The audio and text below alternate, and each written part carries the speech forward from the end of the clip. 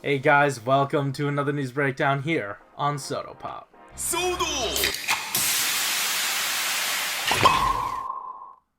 Alright, as always, I'm your host, Frozen Stratos, and today we're going to be taking a look at everything that came out of both the Candy Toy blogs this week. That's right, we got some Kamen Rider stuff and we got some Sentai stuff, but we're just going to start off with the Sentai stuff, and obviously it's Udo Kiramager, and we get a little bit more insight into what the X is supposed to mean for us going forward in Udo. And there's a lot of information here, so I'm just going to start with the boring stuff, so please bear with me, because, hey, guess what? For you box displayers out there, not just collectors, displayers, you can set them up in this formation and sort of pose them that way. Cool. I don't know who was asking for this, but I'm sure this makes a very nice display. There's a V pattern that goes along the sides of these guys to sort of make that all uniform. Anyway, if you don't care about that, let's just take a look at what all comes in it. Now, we've seen the contents before, and there is something to note here as people are getting these in hand. There are 12 per box. I will remind you that they don't do sets for these figures, not one of each thing, but they do boxes and you have duplicates. And it's a box of 12, and you would hope that it would be divided up with 6 of each thing, or 2 of each thing. But either one of the girls are short packed, and red gets an extra figure. So it's 3 reds, 2 yellows, 2 blues, 1 or 2 greens, 1 or 2 pinks, and 2 of the accessory sets. It all just depends. The girls depends on the, if one has 2, the other has 1, so on and so forth. And another thing to note here is that this is the second time that they're bringing a full-on accessory set. Now, there are some changes that have been made to, I guess, the mentality behind this, because a lot of people in the surveys have been asking about, or basically said that there weren't enough hands for everyone in these sets. So, what they did was this time they gave us all of the hands. But those aren't the only changes that X brings about. Now let's talk about X, and the blog says like it translates to break. The X means break, but really it's a jumping off point for Udo, like a new sort of reformation for Udo, and that comes to fruition in these 5 different improvements that they added to the Udo Sculpt. So first up is this isn't really sculpt, but they added paint to the head. Notably, a lot of these heads have been pretty bare the past few times they've done Udo, so this time there are 3 whole paint apps. You've got the visor, the white around the jewel, and the jewel has metallic red paint. That looks pretty good. I'm loving all of these changes so far. Next up, we have now they said reformation of the shoulder joint, but basically it's like it's another shoulder pull-out joint. I believe Ryu Soldier got rid of those, but we're bringing them back in this set, so that's good to see, and it does allow for much more range of motion there in the shoulders. And another thing to note about this guy actually is that we don't yet know if the girls are getting these as well, because the female mold has been left out of this improvement back when it was just a thing that Line did. The next thing, waist rotation. This is the first time we're getting waist rotation on any form of Udo figure, and it's very welcome. I absolutely appreciate this. It's one of my favorite joints for a figure. Next up is the switch from peg to ball joint in the wrist. Now, they wanted to make sure that you could get that, that sword motion, that subtle sword tilt, and you get a pretty wide degree of freedom there with the wrist. So that's looking pretty good. Another thing here is that they sort of bulked out the crotch area, Something that I feel like a lot of the Candy Toy figures have been doing a lot recently, is sort of making the sculpt look a little bit more seamless. And yeah, obviously it's gonna look like there are two ball joints with thigh joints over them, but they are, you know, sort of closing the gap a little bit without hindering motion in that area. That's something they specifically wanted to hit. So that's that one. Next up, now this one should have been number 6, I believe. No, number 6. Because they put 5 points and then they just sort of gave us a 6th one. But basically this one is, they upgraded the weapons, or at least resized them, because they did look a little dinky with Ryu Soldier. I believe it was a 127% like update, like an upgrade, like if you scaled it up 127%, that's this. And it looks really good, and the difference is noticeable. I didn't really mind it on my Ryu Soldier guys, but seeing it compared to the Kiramager stuff, oops. Another thing to note about the accessories is they wanted to add sort of some gimmickry to it. So Red's weapons do combine, but another thing to note here is that some people have gotten these in hand.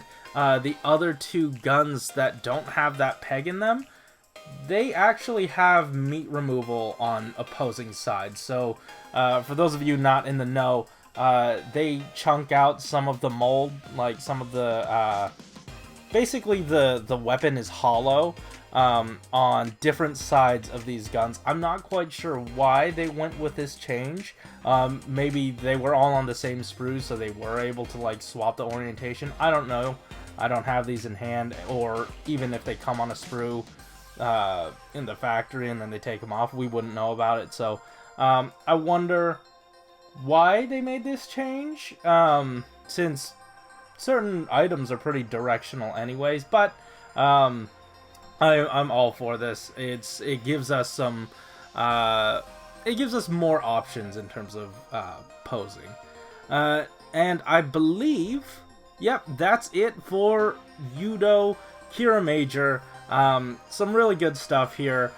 Something to note, and something that was a little hard for me to recognize, and it became a little bit more obvious as photos came out. The forearms have stickers, but like the elbow and the right around the bicep does not have stickers, and that's to replicate that difference in sheen. Take that for what you will. Honestly, to me, they're very what's the word? Optional to me. So I might not be applying these myself, but that's it for Kiramager. Let's dive right in to the Kamen Rider Candy Toy News vlog, and guess who's back for his 10th anniversary? That's right, it's Kamen Rider Double. He has returned, but this is just the double figure, right? This is the same thing? No, this is the limited color version of Kamen Rider Double. And there are like 5 different points. Again, there's this thing with like 5 points that these guys always hit, but 5 different points that I wanted to talk about with this figure specifically. The first part is the green is actually a metallic green that they paint matched to the show, and it looks beautiful. And in the images you will see later on, it does look like these pre-production images are showing that the hands do have that metallic coloring as well. And I do wonder how the joints are going to fare with this, but that is yet to be seen. Next up, the black is actually, you know, that matte black still. Or not still, they did add a matte black to it, excuse me. And it looks really good. That's what the figure should look like technically. I'm not saying as a toy it should have looked like this the whole time. I'm just saying if they're going more for accuracy, this is like the premium specification, because this is premium Bandai. I will say this right off the top. A lot of what I'm going to be talking about here today is premium Bandai going forward. But yeah, those aren't the only changes. We have some added I guess, paint to just incidental stuff. So the V-fin, I've been watching too much Gundam. The antenna, those are all done up in silver paint. The muffler is done up in silver paint, and the belt has a little bit of red added to it. Now I say that knowing that there are still stickers on this thing for the memories and whatnot, but obviously they couldn't paint that, so it makes sense. Next up, let's talk about some detailed molding. Now, I checked on my original figure. Yeah, these areas were left basically blank. They were blank slates before, and now they just have added detail to them. These look fantastic, and really not something like we've only seen something this detailed, I think, in recent memory. I believe it's Jin and Hirobi with that knurling detail, and that was like a randomized detail pattern. This is specific molding, and I absolutely appreciate it. So this looks very good. And then next, another piece of the molding. Since this is Premium Bandai, they got rid of the peg in the back of the head and the holes in the backs of the thighs because they don't, I guess, toy safety standards are a bit lifted if you're, you know, aiming at an adult audience. Notably here, the silver does not travel to the back, which kind of sucks, especially since this is a premium item. But you know what, you're not going to display it from the back anyway, so quit complaining, me. So these are the changes. I don't know why they paired it with a large version of the image, but I'm pretty sure these are the same exact size. But yeah, there is a noticeable difference here. These aren't the only changes they wanted to talk about, though. These were just the changes to the body itself. Some other things that they added to this release is basically more, what's the word? What am I looking for? Accessories, yeah. So there is a windswept muffler going both backward and to the side, and then also an empty driver slot for Joker, and then a Joker-filled maximum drive slot. And as Malunis pointed out to me, the maximum drive slot, the crotch and the drive slot, those have to be probably remolded because, at least from the original sculpt, because that wasn't able to come off before, so that's neat. And this is basically all you're getting in the set. We're not getting a display stand for some reason. I'm not quite sure why, but that's fine, because there's something else to display it with coming after this. But to me, this is basically our Daisoto specification version of a Chronicle figure without explicitly saying it.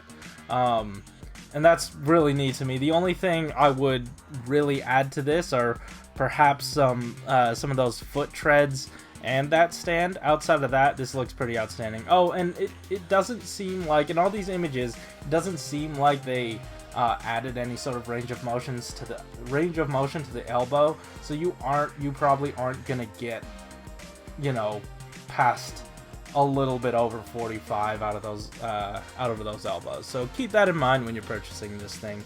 But I absolutely love it. Another thing to keep in mind when purchasing this thing is the price, and it is pretty affordable. I clocked it in at around like $20, and this goes up, or this already went up for you to pre-order. Let me get that price for you, but I already pre-ordered this myself. Yeah, this clocks in around $20, 1980 yen, including tax, so right around there. That's, I mean, for all the you know, premium Bandai stuff we've been shown recently, $20 is about right. But that's not it for Shodo Double, Chronicle Double. We are getting our very first looks at a Shodo Chronicle bike. Now, we've got Shodo bikes before, but we've never done them in Chronicle, and this is setting the precedent. I know that there are tons of us Shodo fans out there waiting for bikes to pair with all of the bikeless riders, and this is giving us a lot of hope. And that's not the only thing replicated here. because Shodo is all about replicating the gimmick. So of course you're going to be able to attach a booster unit and have double ride that as well. It pairs well with the windswept muffler. And something to note here that I don't think many people have talked about: when I purchased the Revulgari that came with an in-scale to Shodo bike, Double's head wasn't able to look up to accommodate that.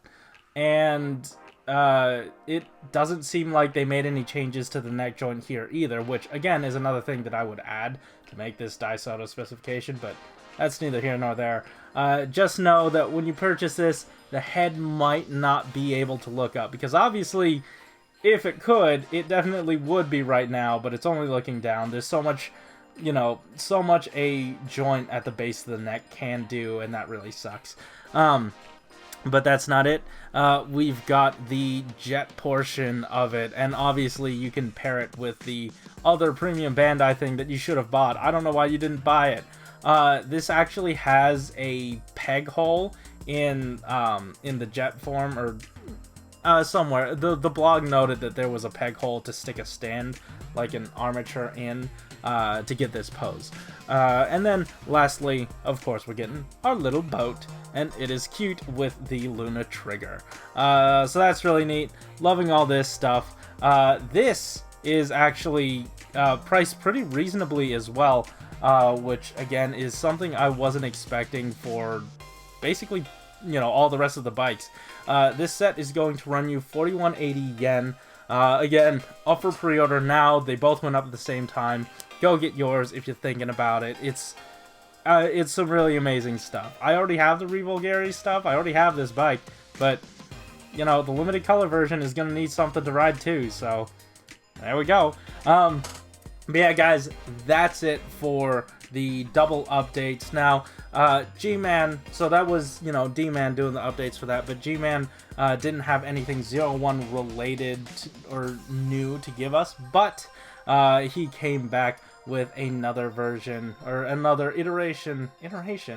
another installment, that's what I'm looking for, of Project G4. I think it was G-Man answers your questions gently or something like that.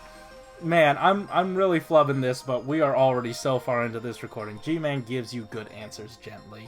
So yeah, let's dive into these. And the first one, there are 3 of them. The first one was more of a comment on how the box reminded him of, or reminded whoever, you know, asked this question of the Gatakiri Ba thing that happened. And it actually led to this discussion about how the box art is done for a lot of Shodo things, and it takes, I believe, 10 hours total of work time. It takes more than one day to get all these figures photographed, so they sort of do it in bulk by wave. So that's about 6 to 8 figures, and there's some back and forth. And at least for this box, there was some back and forth about, oh hey, I really want to make it look like there are a lot. So they just copy and pasted it a whole bunch of times, sent it back to him 2 minutes later, and well, now we have this. And it looks great. It makes me want more, and I guess that was the whole point of the package. The next question that G-Man was asked was all about burning Falcon, and we didn't get a shot of a potential empty belt for him to hold, so people were wondering if he had it. Yep, he has it. And also another thing, even I was wondering, was does Proto-01 or Type 0, yeah, no, 001, is that the right one? It's the dad, you know it. If that suit had the open hands, and yeah, it absolutely does. So it looks like the punchy fist that comes with this release is basically in place of the weapons, and that makes sense. Like, that tracks with what G-Man said about, oh, you know, when they were asking in the movie, what does he do more? Does he do more hand-to-hand combat, or does he have a weapon? And when they were telling him he was more hand-to-hand combat, that's what got them to add those fists. So yeah, that's why, or that's how we are able to have all these things. So yeah, anyways, that's it for Shodo this week. I believe. And then next week, it's going to be all about another set, another figure from the Kuga line, and another thing from AI08. Again, they didn't give us a full layout, like a regular layout for AI07, and I thought that might not be over. Like, there are only 3 figures in that wave, so I'm wondering if there's more to show later and they're just not doing it yet, like they're waiting for a reveal or something. I'm not sure. I'm not sure why that set only has 3 figures, but only time will tell. And we're getting another release of 08, so maybe it's Ikazuchi? That's what Josh has been wanting. But yeah, anyways, guys, thanks for watching. Yeah, hit that like button and subscribe if you want to hear more from us each week. Tell me in the comments down below what you're most excited about from everything here, and yeah, keep it juicy.